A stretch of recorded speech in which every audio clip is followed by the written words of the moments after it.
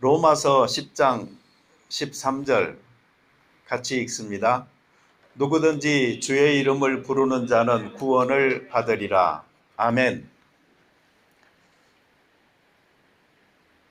이 말씀 너무 많이 들어보셨죠? 누구든지 주의 이름을 부르는 자는 구원을 받으리라. 이 말씀 들을 때 여러분들의 그 마음이 어떻습니까? 아주 편하지 않습니까? 굉장히 편해지는 느낌이죠. 누구든지, 그러니까 그 누구든지에는 나도 당연히 포함되는 거잖아요. 그러니 나도 주의 이름을 부르면 구원을 받는다. 너무나 간단하게 우리가 믿는 그 결과가 무엇인지를 잘 보여주고 있는 말씀입니다. 이게 로마서 10장 13절의 말씀이고요. 그 앞에 10절에 보면은 이런 말씀도 있습니다. 사람이 마음으로 믿어 의에 이르고 입으로 시인하여 구원에 이르느니라. 이 말씀은 조금 더 복잡해졌죠. 마음으로 믿어야 된다. 그리고 입으로 시인해야 된다. 이렇게 되니까 뭔가 좀 절차가 복잡해진 것 같고 여러분들의 마음속에 확신이 좀 덜 올 수가 있어요. 13절처럼 누구든지 주의 이름을 부르는 자 구원을 받으리라. 이렇게 쉽게 이야기하면 좋겠는데 10절의 말씀은 조금 더 구체적으로 이야기를 하고 있습니다. 그래서 저는 이런 생각도 해봐요. 13절 말씀은 주일학교용이다. 그래서 누구든지 주의 이름을 부르는 자는 구원을 받는다 라고 이야기하고요. 그 다음에 10절은 이제 그 이상, 적어도 중고등부 이상이 되어야지 사람이 마음으로 믿어 의에 이르고 입으로 시인하여 구원에 이른다. 이렇게 설명하는 것이 좋겠다 생각됩니다. 그럼에도 불구하고 많은 성인들조차 10절에 대해서는 불편해하는 걸 아십니까? 실제로 성인들조차도요, 13절의 말씀 하나만 붙들고 계속 부르짖고 늙어가는 그런 사람들도 있다 하는 것을 우리가 기억하면 좋겠어요. 이런 말 많이 들어보셨지 않아요? 구원을 너무 싸게 팔아먹는다. 너무 쉽게 구원받으려고 한다. 이런 말을 우리가 자주 듣죠. 그리고 또 다른 말로는 값싼 은혜, 값비싼 은혜. 그래서 십자가를 값싼 은혜로 팔아먹을 것인가 아니면은 값비싼 은혜로 전할 것인가 하는 과제가 설교자들에게 있는 것입니다. 말하는 사람의 선호에 따라서 또 듣는 사람의 그 입장에 따라서 이 십자가의 은혜는 너무나 값싼 것으로 팔리기도 하고 또 너무나 값비싼 것으로 이야기되기도 합니다. 그러나 저는 이 두 가지가 같이 있는 성격이 성경에서 가르치고 있는 바에 가깝다라고 생각을 합니다. 주의 이름과 주의 이름을 부른다는 것이 무엇을 의미하는지, 그리고 입으로 시인한다는 것이 무엇을 의미하는지, 그리고 의와 구원이라는 것이 무엇을 말하는 것인지 이것들에 대한 이해가 다르게 된다고 하잖아요. 그러면 우리가 10절을 붙들든 13절을 붙들든 바른 신앙의 트랙 위에 있을 거라고 믿습니다. 의와 구원에 대해서 좀 이해를 해보도록 하십시다. 성경은 분명하게 이야기합니다. 사람의 힘으로, 사람의 공로로 구원 얻을 수 없다라고. 사람의 본성이나 그 행위는 하나님의 표준에 이를 수가 없습니다. 그래서 하나님께서 마련한 이 구원의 통로, 은혜의 통로는 예수 그리스도의 의인 것입니다. 이것이 바로 십자가의 의인 것입니다.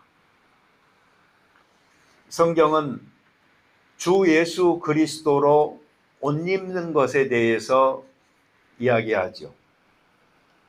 이것은 우리가 옷을 입어서 우리의 부끄러움, 수치 가리듯이 예수 그리스도의 십자가의 의를 덧입어서 그것을 방패막이로 하나님 앞에 가까이 나아간다 하는 것을 의미하는 것입니다. 그래서 모든 그리스도인들은 내가 잘나서 구원받았다 라고 생각하지 않아야 하는 것이고, 오직 십자가에서 예수님께서 나를 대신하여 죗값을 치르고 죽어주신 그 공로로 말미암아 내가 구원받았다. 그래서 나는 이 구원에 대해서만큼은 자랑할 것이 없다. 이렇게 고백하고 살아가는 것입니다. 하나님께서 피조물을 구속하는 과정, 이게 그 영혼의 구원인데 여기에 참여하게 된 것이 얼마나 고마운 일인지 모릅니다. 늘 감사하면서 응답하면서 살아가는 우리가 되도록 하십시다. 다음으로 주의 이름을 부르는 자라고 그랬는데, 이 주라는 말이 사람에 대해서 사용될 때는 그냥 이 존중의 의미를 담고 있습니다. 그러나 하나님을 향하여 사용될 때 이 말은 유대인들이 하나님에 대해서 가졌던 그 온전한 경외감, 두려움, 이것이 함께 있는 말인 것입니다. 여호와 또는 야훼라는 말은 같은 말인데, 이 말을 유대인들은 쓰는 것 자체를 두려워했어요. 내가 어떻게 하나님의 이름을 직접 부를 수 있겠는가라고. 그래서 이것을 아도나이라는 말로 음역을 했고요. 여호와나 야훼라는 말 대신에 이 아도나이라는 말로 사용을 했던 것입니다. 이렇게 됨으로 말미암아 이 주라는 그 말은 야훼 여호와 하나님을 가리키는 말이기도 했고, 또 아도나이라는 말을 표현하는 단어가 되어졌습니다. 그 히브리 성경을 헬라어로 번역한 성경이 70인역 LXX라고 알려져 있죠. 그런데 그 헬라어에서는 퀴리오스라는 말을 바로 이 주라는 말로 번역하게 되는 것입니다. 그러므로 우리가 주님이라고 말하는 것은요, 그냥 하나님을 부르는 이름인 것입니다. 야훼, 여호와 하나님, 아도나이 하나님, 이런 말인 것이지, 이것이 뭔가 더 약화된 개념으로서 우리가 부르고 있는 것은 아닌 것입니다. 신약에서도 예수님을 부를 때 처음에는 그냥 존중하는 의미에 더하여서 사용되어졌지만 후기 쪽으로 갈수록 예수 그리스도를 통하여서 드러난 신적 영광과 함께 야훼와 동등한 의미로 사용되어진 것을 볼 수가 있습니다. 그래서 주라는 말은 결국은 하나님을 호칭하는 것입니다.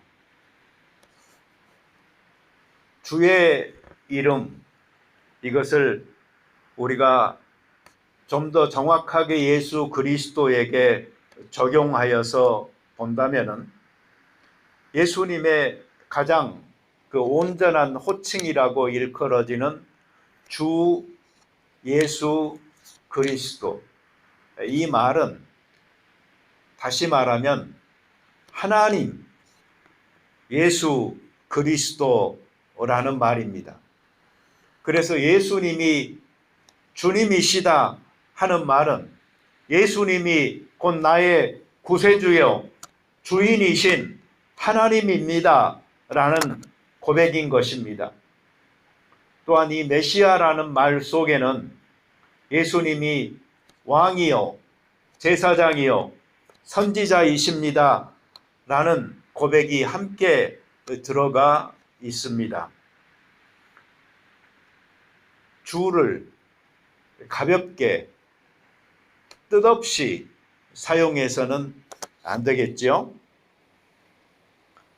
자, 그리고 이제 부르는 자에 대해서 생각을 해 보십시다. 여기서 부르는 자는 믿고서 시인한다라는 뜻을 가지고 있습니다. 예수님을 어떤 분인가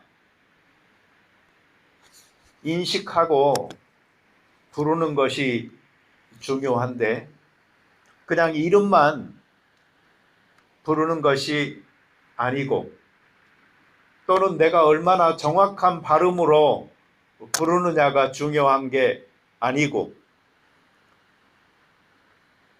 예수님을 어떤 분으로 알고 어떤 마음에서 부르느냐 하는 것이 중요한 것입니다.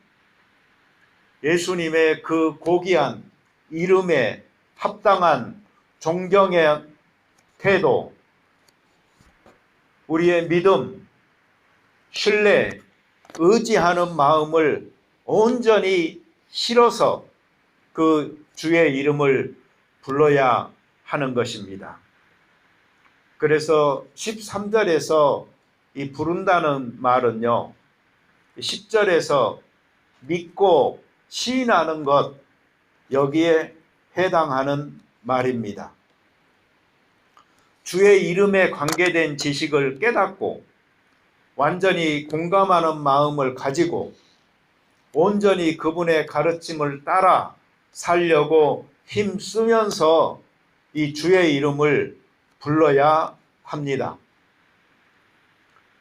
별 뜻이나 애정이 없이 그냥 내가 필요할 때 그 이름을 호칭으로 부르는 것과 또 그 이름이 의미하는 바를 확실하게 알고 믿으면서 예수님께서 나를 위해서 하신 일에 대한 감사와 애정과 헌신의 마음을 가득 담아서 부르는 것은 전혀 별개의 문제인 것입니다.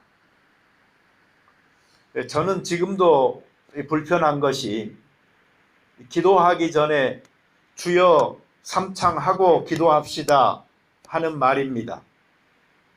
모든 사람이 항상 그렇지는 않겠지만 뭔가 저는 많이 불편합니다. 이 마태복음 7장 21절부터 보시면은요, 예수님께서 하시는 말씀 중에 이런 말씀이 있습니다. 나더러 주여 주여 하는 자마다 다 천국에 들어갈 것이 아니요 다만 하늘에 계신 내 아버지의 뜻대로 행하는 자라야 들어가리라.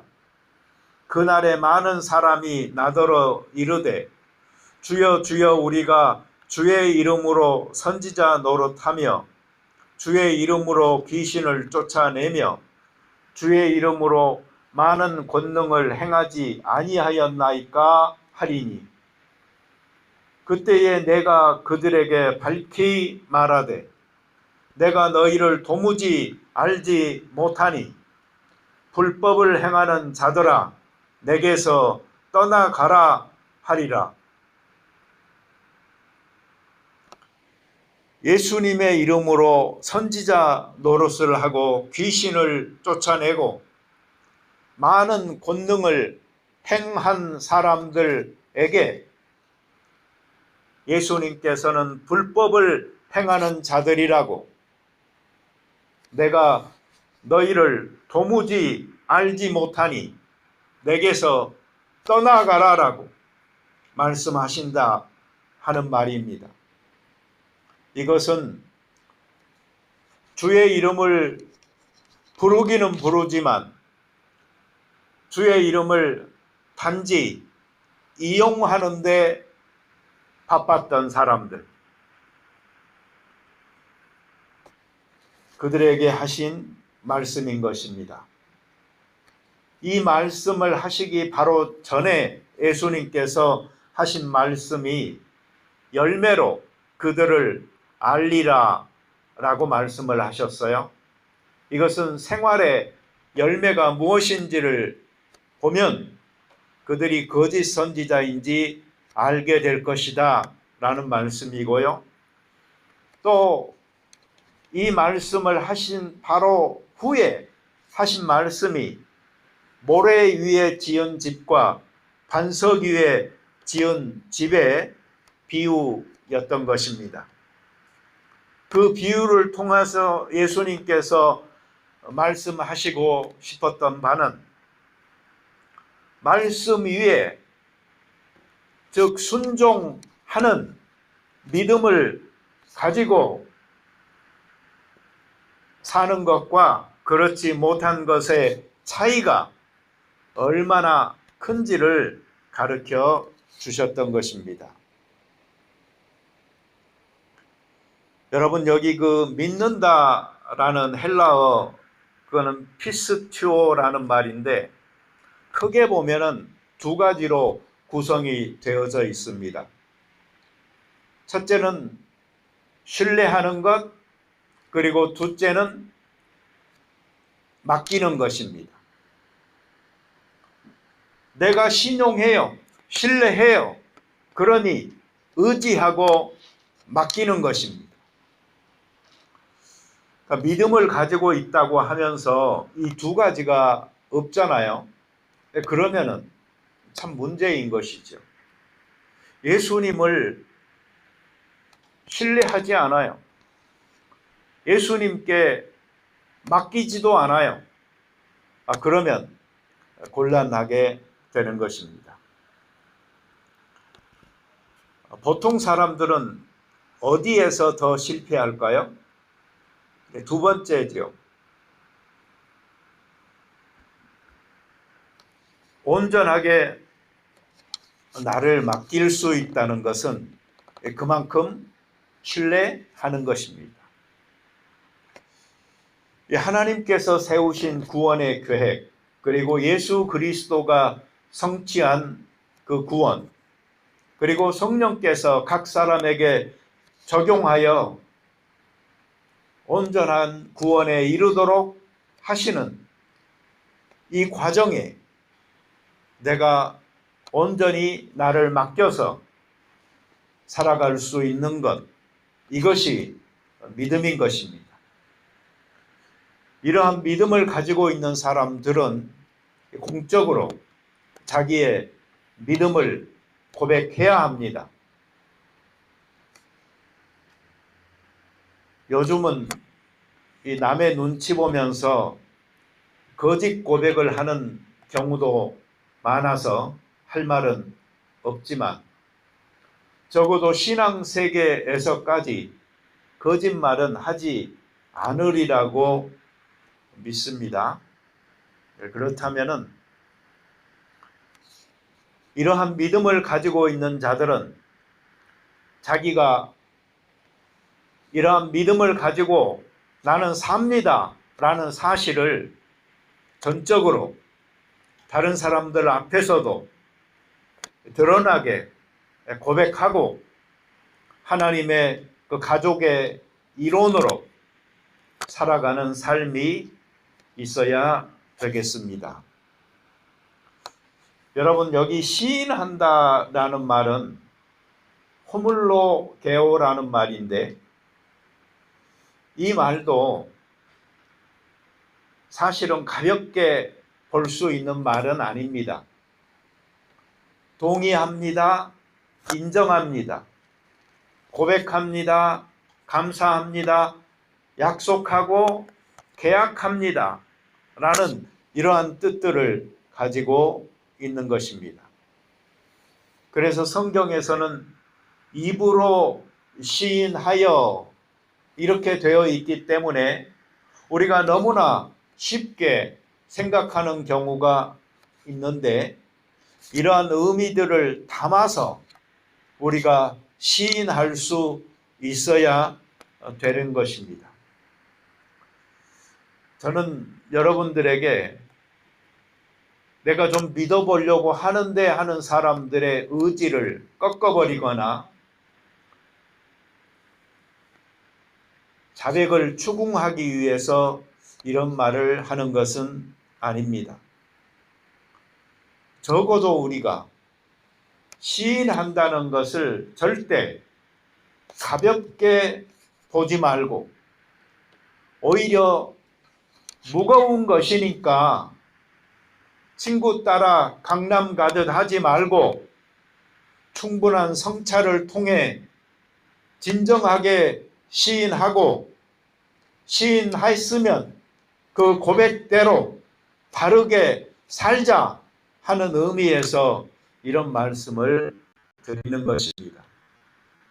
저는 누구나 여러분들이 마음으로 믿어 의에 이르고 입으로 시인하여 구원에 이르고 누구든지 주의 이름을 불러서 구원받기를 진정으로 바랍니다. 우리 같이 기도 드리겠습니다. 하나님, 우리가 마음으로 믿어 구원에 이르고 또 입으로 시인하여 구원에 이르는 놀라운 일이 있도록 도와주시옵소서. 누구에게나 열려있는 이 구원의 큰 문 앞에서 들어가기를 주저하지 않도록 하시고 또한 한번 이 믿음의 세계 안으로 발을 디뎠으면 그 헌신과 결단의 의미를 분명히 깨달아 하나님 앞에서 엄중하게 자신의 삶을 살아가는 축복이 있도록 도와주시옵소서. 그리하여 믿은 자로서 입으로 시인한 자로서 하나님 앞에서 책임 있게 그리고 주어진 특권에 대하여 참으로 희망을 가지고 기쁨을 가지고 감사를 가지고 살아가는 믿음의 삶이 열릴 수 있도록 도와주시옵소서. 예수님의 이름으로 기도드립니다. 아멘.